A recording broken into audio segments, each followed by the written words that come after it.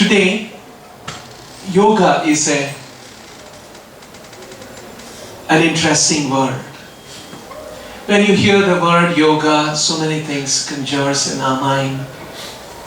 Maybe the International Yoga Day with our Prime Minister doing yoga asanas. And people around the world, we have seen visuals and pictures of that.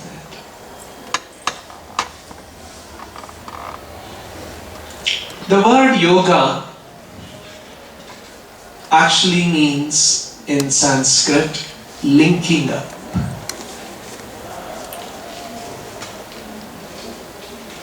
Linking up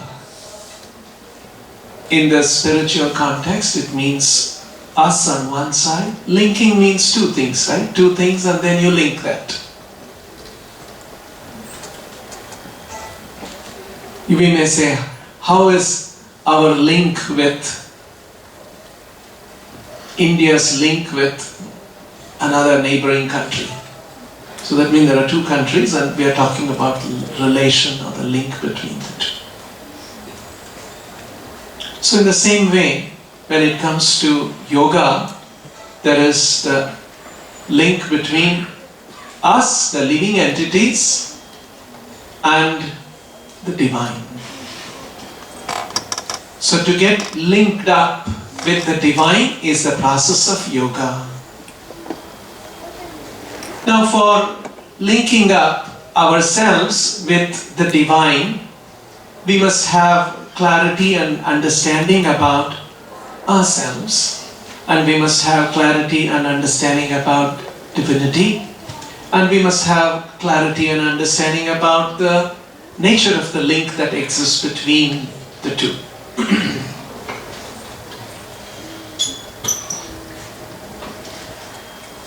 Bhagavad Gita, which is a book talking about yoga, describes all of the three components of yoga. First, we must know who we are, free from illusion.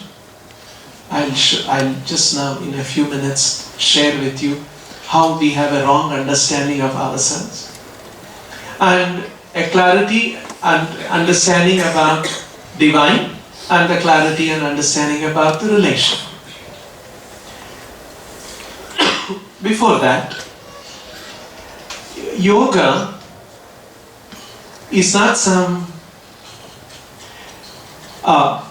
yoga is not restricted or limited to just physical asanas. That's actually one part of the Ashtanga yoga. There are many kinds of yoga. Ashtanga yoga is one of them. In Ashtanga, it means eightfold yoga. Yama, Niyama, Pranayama, Asana, Pratyahara, Dharana, etc. So, there are many yogas. One of them is Ashtanga yoga. And in the Ashtanga yoga, there are eight stages or phases. And among them, one is asana. And somehow, today when we talk about yoga, it's only the asana that comes to everyone's mind.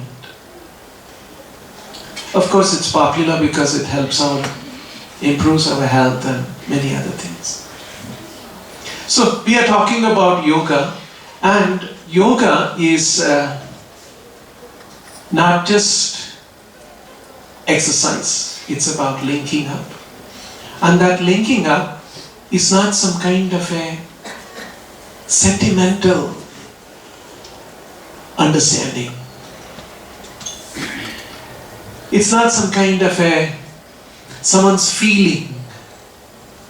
It is an objective truth. It is a reality. It is a scientific reality. It's not a matter of belief. Like say for instance, this water is made of hydrogen and oxygen. It's not belief. If you want, you can have a different belief. You can believe it's made of hydrogen and nitrogen. That's also okay. I can have one belief. No. All of us accept that water is made of hydrogen and oxygen.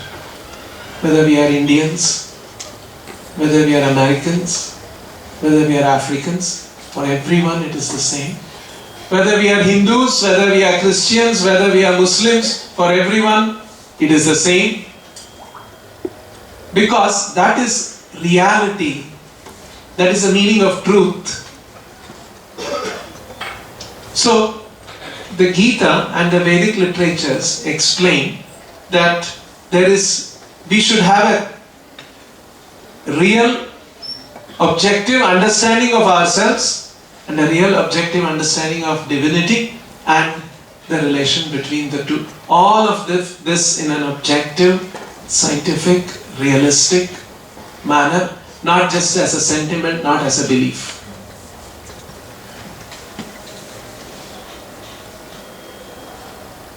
First, let's understand who we are. This is a first lesson, ABC of spirituality.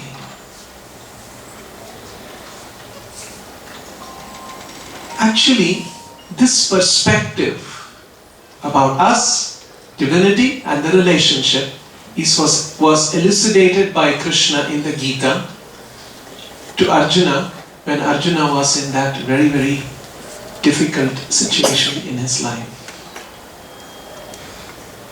Just imagine, we all have families, relations. Imagine somebody within our family and another family within and say for instance our relation is not very good between us and some other family member. Suppose you are told, go and those people who are very, very envious of us and not good with us, first of all what we would do, we would just avoid them. Imagine you have to go and meet them and encounter them. You'll just try to be pleasant and move away. Suppose you are told, no, you should go and tell them and expose their wrongdoings. You'll feel very embarrassed. Suppose you are told, no, you should not only expose their wrongdoings so vividly, you should attack them and kill them and come. Oh my God. What is this? Actually, more or less, Arjuna's situation was like that.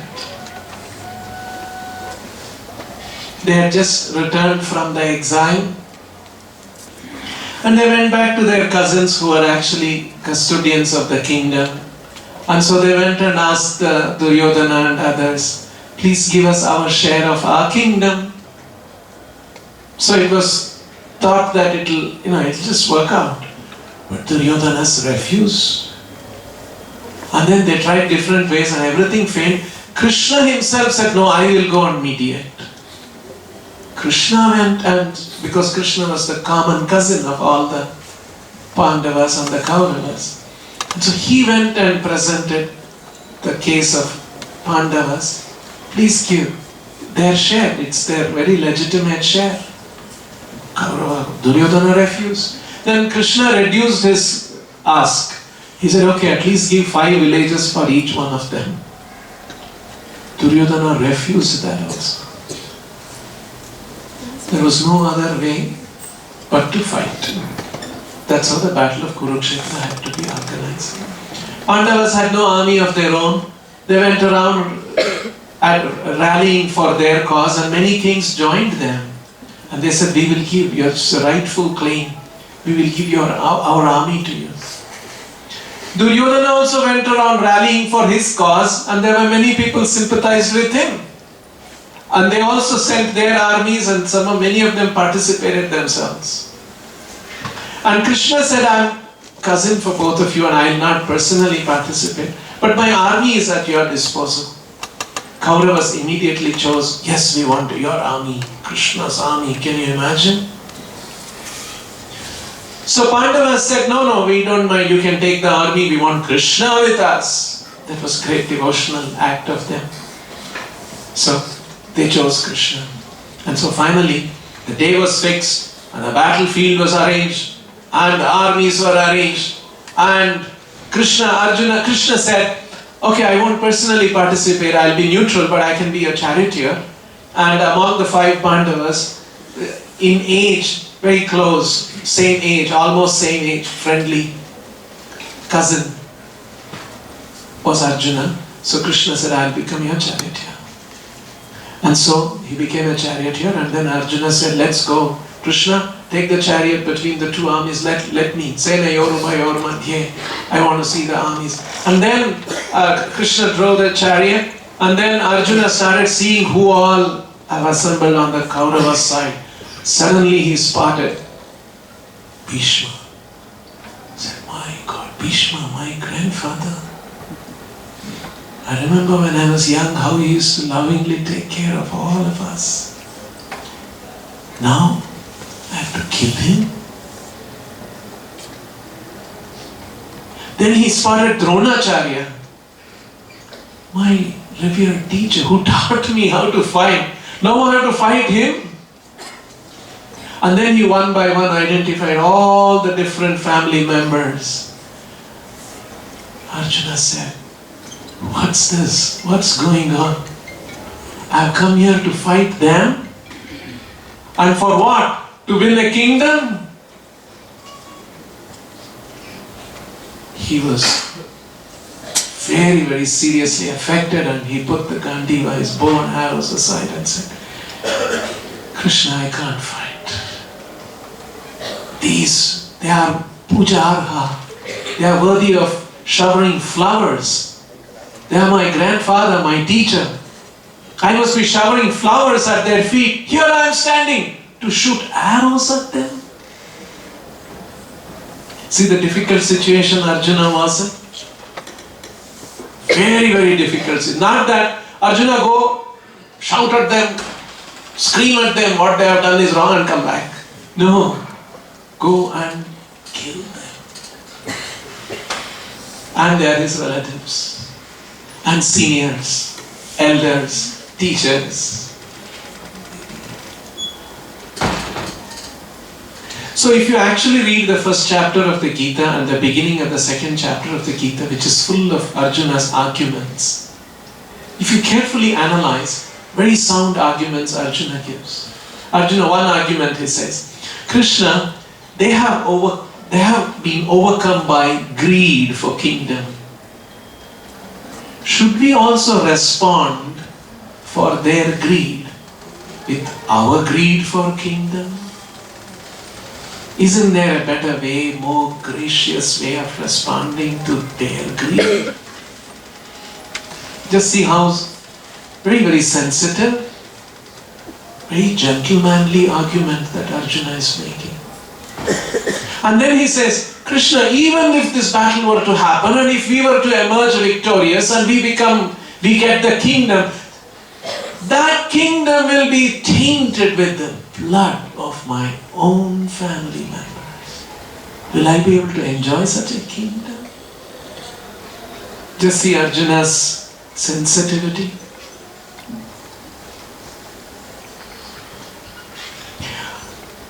And then Arjuna gives various reasons.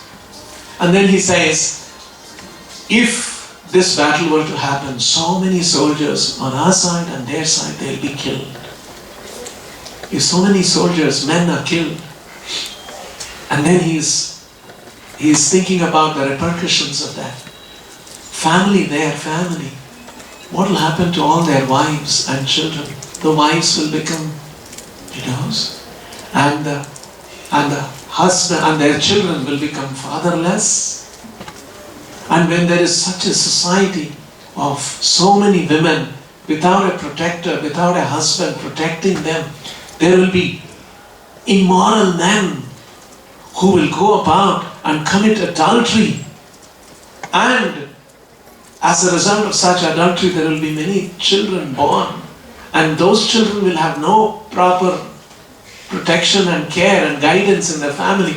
And they will all take to sinful ways. And because of those sins, there will be so much more suffering in the society, and I will be the cause of that. So, if you analyze those reasons that Arjuna gives, very, very ethical, very moral, very humanitarian, very dharmic.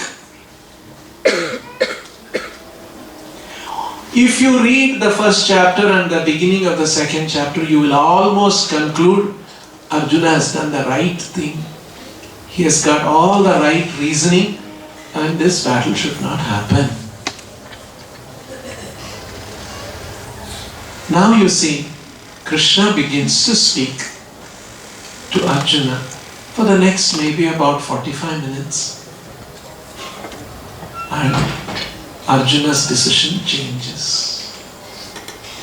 What is that knowledge that Krishna imparted, Krishna presented to Arjuna, which brought about such a radical change in the thinking and the action of Arjuna?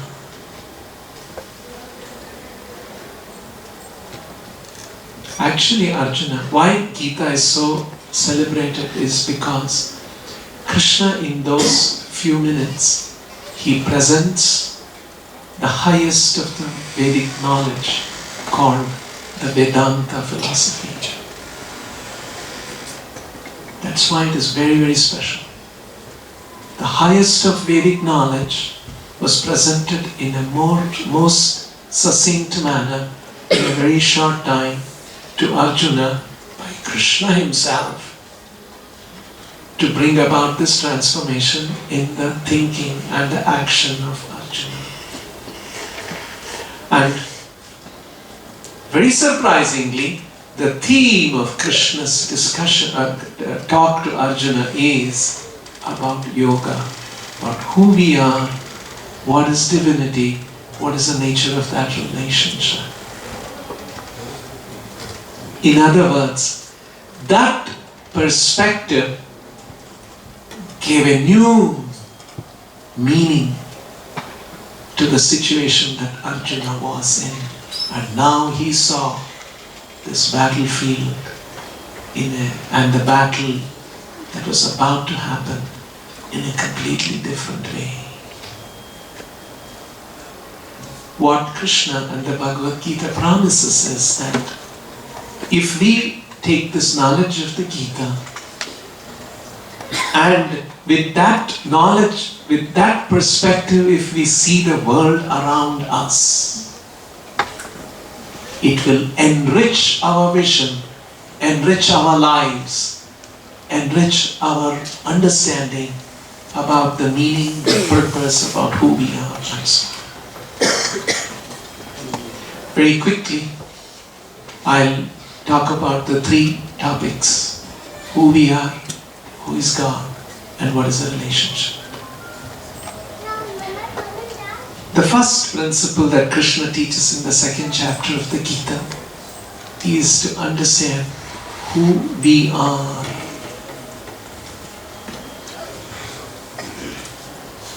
Dehi nosmin yata dehe kaumaram yavanam jara tatha dehantara prapti dhiras tatra namuhyate. You see, each one of us sitting here, conscious that it's about midday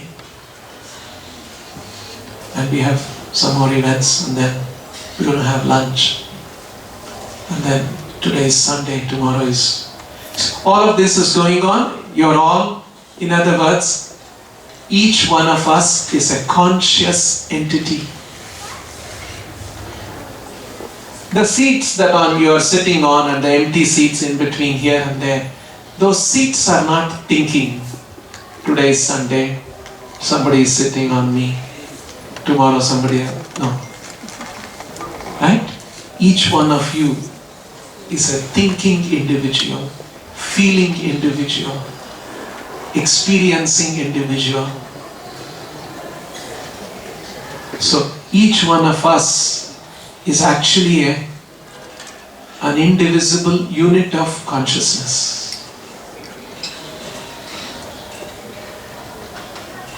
And what you are experiencing, what you are thinking is unique and private to you.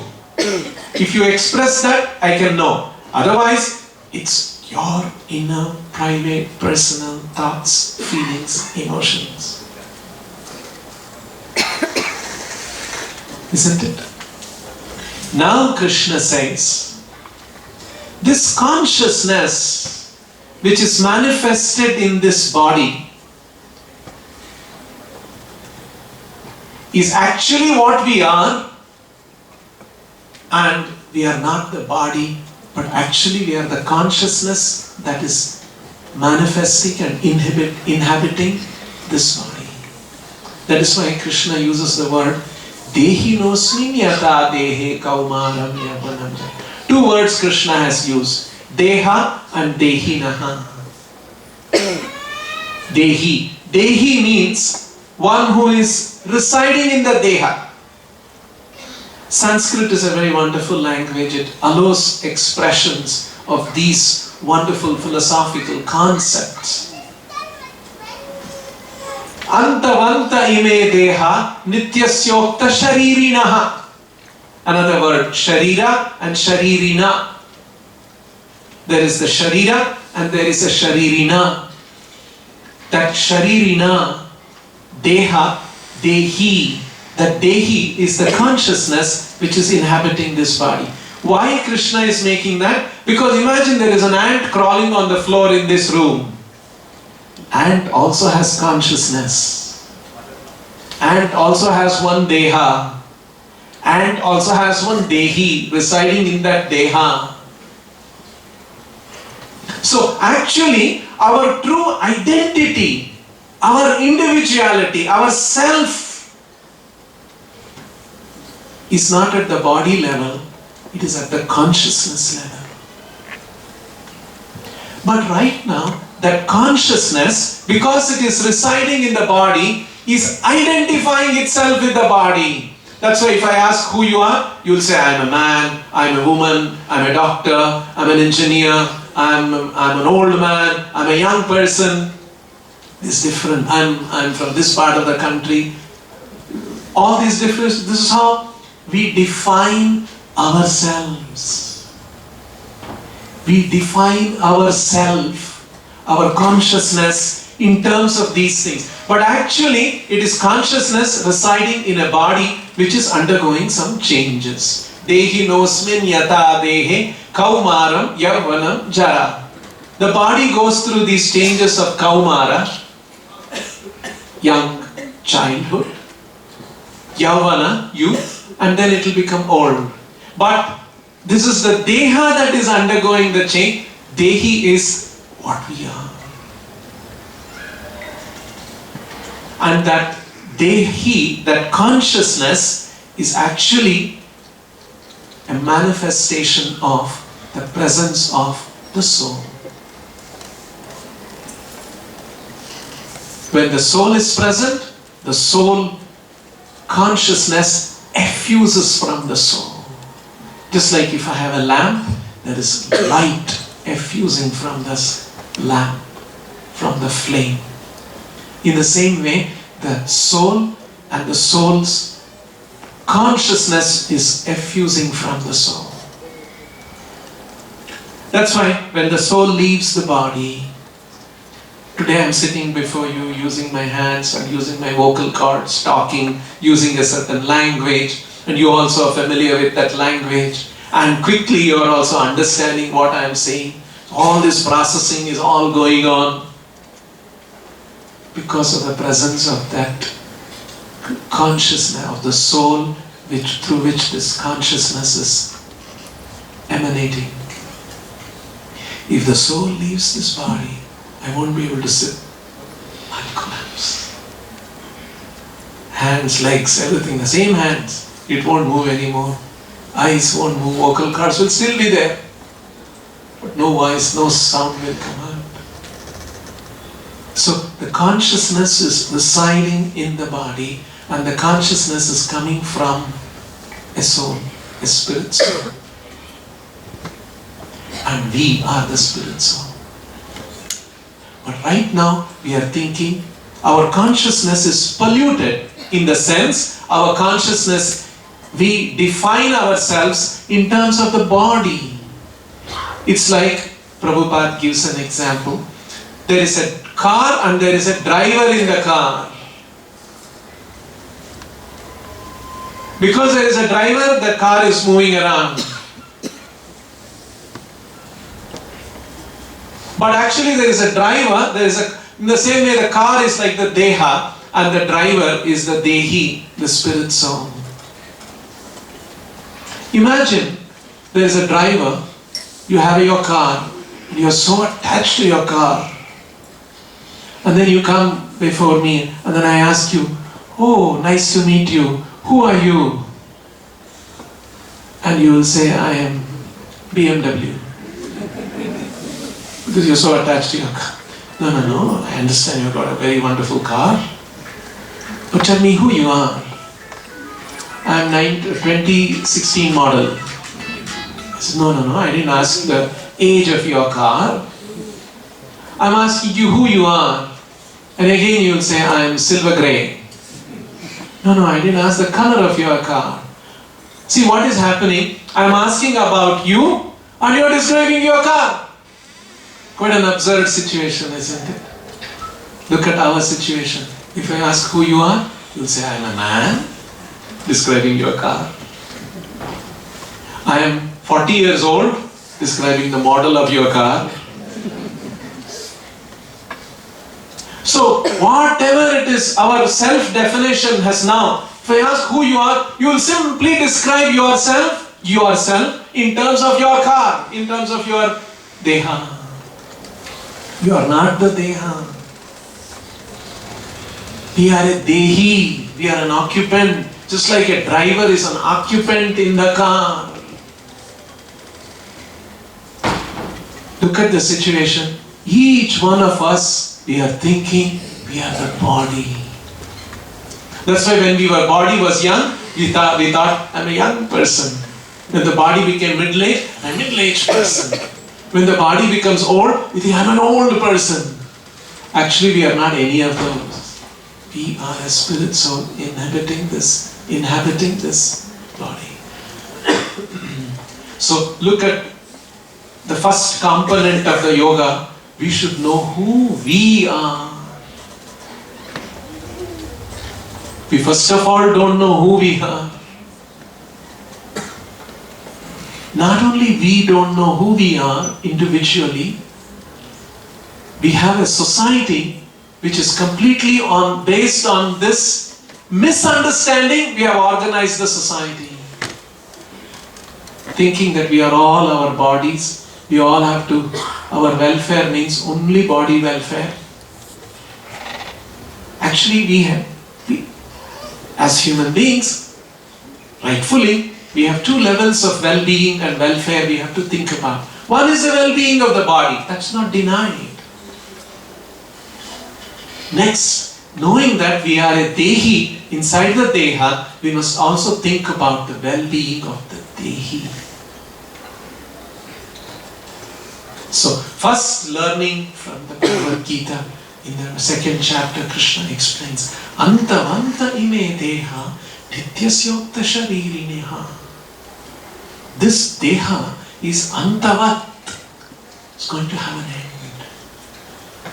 But that Sharirinaha who is inside is Nityasyuktaha Sharirinaha. Nityasya Uktaha Sharirinaha Nityaha. That one who, the consciousness which is inhabiting this body is Nitya. Avinashitu Tadvidhi. We all know that one day the body will be finished. Krishna is saying that Dehi, that consciousness, the occupant in the body, will not be finished. In other words, we will survive the demise and the destruction of this body. So even after the body is finished, 100 years from now, most of us will be gone, isn't it? Maybe some will be. Young kids who are all around. So, although our bodies will be gone, I will continue to be living in some other situation. So that's the important thing, that we must know what situation I will be in. This is how Krishna begins to develop this understanding about who we are. The next thing that Krishna does is, in the 4th chapter of the Gita, Krishna says, Imam vivasvate yogam proktavan aham avyayam. Arjuna, I am telling you all these things. Long ago I told this to Vivaswan. Vivaswan is sun god. Vivaswan manuve praha. Vivaswan in turn spoke to Manu. Manu rikshvakave bravit. And Manu in turn spoke to Ikshvaku. He says all these kind of things. Evam parampara praptham imam rajarshayo viduhu. In this way, what I have spoken to you is coming down. Long ago I spoke to Vivaswan, Vivaswan to Manu, Manu to Ikshvaku. In this way, this knowledge has been coming down. Parampara. So, when Krishna says that, Manu and Ikshvaku is a predecessor of Ramachandra. Lord Ramachandra's dynasty. Ramachandra was born in Ikshvaku's dynasty, which was thousands and thousands of years ago. Because Krishna is speaking Dwapar Yuga. Treta Yuga Rama had appeared. And before Ram's appearance was Ikshvaku. So thousands of years before. And before that Manu, and before that Vivaswan, and Krishna is standing in front of Arjuna is saying, long, long ago, Imam Vivasvate Yogam Proktavan Aham Avyayam. Aham Proktavan Vivasvate. I spoke this knowledge to Vivaswan. Arjuna gets confused. Suppose I tell you, you all must be reading in the newspaper about Akshay Patra and some difficulty we are facing, right? Onion garlic issue. Right. So I'll tell you one story. About 2 weeks back, I had gone to Delhi. And there was an important meeting. And in that meeting, the father of our nation, Mahatma Gandhi, was there. And sitting next to him was Jawaharlal Nehru. And then I began to tell them about the problem we are facing. Already all of you must be wondering what's happening. Right? I went to Delhi 2 weeks back and met Gandhiji and Mahatma Gandhi and Jawaharlal. This is exactly Arjuna's response was. Because when Krishna told, I spoke this knowledge to Vivaswan, Vivaswan to Manu, Ikshvaku, of a previous yuga altogether. So now Arjuna asked this question. When immediately after that, Arjuna uvacha, aparam bhavato janma, param janma vivasvataha. Katham etat vijaniyam, tvam adav proktavaniti. Krishna, you are much junior to Vivaswan, Manu and Ikshvaku. How can I understand? You spoke to Vivaswan earlier. It's like you asking me the question, Prabhu, you are much junior to Gandhiji and Jawaharlal Nehru. They all died and gone. How can you say 2 weeks back you spoke to Gandhiji and Jawaharlal Nehru? Katham etat vijaniyam tvam adav proktavaniti. How can I understand this? You see, very genuine question that Arjuna asked. So Arjuna is asking Krishna, you are my cousin. We are both, of course, about the same age. And I have seen you growing up, you have seen me growing up, we have played together. We used to dine together. I mean, how can you say, suddenly you are saying you spoke this to Vivaswan, Vivaswan to Manu, Manu to Ikshvaku. What's happening, Krishna? At that time, Krishna begins to disclose his true identity as the Supreme Personality of Divinity. You will see in the next verse, Shri Bhagavan Uvacha, Bahuni me vyatithani janmani tavachachuna tanyaham veda sarvani natvam veda parantapa. Arjuna, many lives you have taken. Even I have appeared in many lives. You do not remember all of them, but I remember. Krishna is immediately making a distinction, clarifying. You are of another category, I am of another category. You are of a category who will forget. I am not of that category. Tani aham veda sarvani. Aham veda sarvani. I know all my previous births. I know your previous births also. Na tvam veda parantapa. Tvam na veda. You don't know that. And then Krishna further explains. Ajopi san avyayatma bhutanam ishvaropi san prakritam swam adhishtaya sambhavami atma mayaya. So now suddenly Krishna, I thought you were my cousin, but now you are telling something else. Yes, I am unborn, ajopi san avyayatma, and myself is avyaya. Avyaya means, vyaya means changing or deteriorating. All our bodies are constantly changing and deteriorating, isn't it? Every day we are becoming older and older and older. So this is a deteriorating body. Krishna is saying, myself, I am avyaya, ajopi san avyayatma. Bhutana Ishvaropi san. I am the controller, master of every existence. Bhutanam Ishvaropi san. Prakritim swam adhishtaya. And I have appeared here in this world, but I am swam prakritim adhishtaya. I am situated in my own true nature, even when I come into this world. Don't think I am simply your cousin. I am of another category of divinity. I am Aja, Avyayatma, Bhutanam, Ishvara. Swam Prakritim Adhishtaya Sambhavami. Situated in my own divine nature, I have appeared. Just because I have appeared here, don't think that I am also like you. Prabhupada gave this example. There was a king, and one day there was a birthday of the king coming. So the royal family, they were making plans how to celebrate the king's birthday.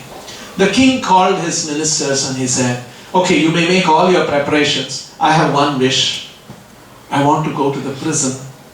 You know, where people are languishing, the inmates are languishing there. I want to give them some gifts to them. So Maharaja's desire. I said, all right, we will make the arrangements. And the news went to the prison.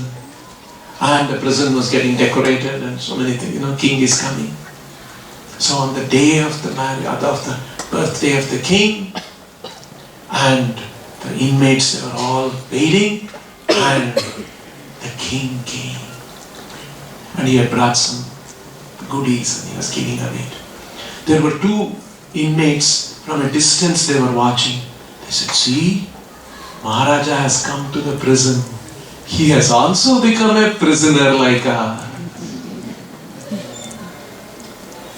So that's a wrong logic. He might have come to the prison, but he is still situated in his royal position. He has not become an inmate. Situated in his royal position, he has descended to the prison to give out some gifts on his birthday. In the same way, the Lord, situated in his divinity, appears here in this world for enlightening us. That's why he's speaking the Gita. So, in other words, and then after a few verses, Krishna says, Janma karma cha me divyam evam yo vedti tattvataha tyaktva deham punarjanma naiti mameti sorja. My birth, my appearance, my activities, everything is divya, Arjuna. It's not mundane. So, now let's reflect on these two things that we have talked about. We are not the body, we are a consciousness that is inhabiting this body. And Krishna, although he appeared here, he is clarifying his position is a divine position. Now come back to the definition of yoga. Now we are talking about a true understanding of ourselves, who we are, not the body, but the consciousness inhabiting the body. And that consciousness right now is polluted, thinking I am the body, I am man, I am woman. We are none of these things. In our previous birth, we were probably a bird and we were thinking I am a bird and behaving like a bird. We are not any of these. For a short time, for a short while, we accept a certain deha. Just like, suppose next we are going to have a play. I'm told. Imagine I'm in the play and I'm the king there. And the lights will go off and I'll come. Lights will come on. You will see a crown over me, dressed in the royal robes. I am the king. And I'll speak all the words they have given. The director has given me the words. I'll speak all that. After that, the lights go off, and I go into the green room, and again I continue. I am the king. I'll say something wrong with it. We are not the king. I am not the king. I was playing the role of a king till the lights and the curtains went off. In the same way, I am playing the role now as a human being, as a man, as a woman, as young, old, intelligent, stupid, whatever that is. We are the Dehi inhabiting. So right now our consciousness is polluted in terms of the body. We are actually the pure consciousness. We have to cleanse our consciousness. And we have no clear understanding about divinity, who is God. If at all we have some understanding, I must worship God so that God will fulfill all my desires in the polluted, wrong understanding I have about myself. Because I'm a man, I'm in this body, I don't have a proper house. God, give me a house. Or for all these requirements, I go to God. There's nothing wrong going to God and asking for. He's after all our Father and He will provide us. But that's not the most intelligent way of approaching God. So an intelligent consciousness will think, okay, sometimes I have house, I have no house, I have big house, small house, whatever it is. Let me understand who I am truly, because I'm going to live beyond this body. This body is not everything. My life is going to go on beyond the body. Body will be just for about 100 years. I will live on. What is going to happen to me? In what situation I will be? That's important. So, this is about ourselves, and that's about divinity. Now, yoga is about relationship. The Vedic literatures point out that when we come to our pure consciousness of understanding who we really are, not the king. In the previous play, I was something else. I was a clown, and in some other play, I was a thief. I'm not any of those. I'm an actor. I was playing those roles. In the same way, I'm not any of these. I'm pure consciousness. And true divinity, Krishna, I have an intimate, loving relationship with God, with Krishna. That is the nature of that relationship. Now, none of these things are just beliefs. There is a science. There is a process by which you can understand systematically the true divinity of Krishna and His position. How does He exist? What is His divine position? And what is our true position? And an experience of the relationship. All of this is possible through the process of yoga. And Krishna delineated this to Arjuna, and when Arjuna rose to that consciousness, actually Arjuna was a very special devotee, but he was put into that kind of a situation so that he speaks like that on our behalf, like we speak stupid things. Arjuna was speaking things like that so that Krishna can speak to him. And that gets recorded by Vyasa, and after 5,000 years, all of us are sitting together here and discussing this and benefiting, trying to derive benefit out of that conversation that happened 5,000 years ago. This is exactly what is happening.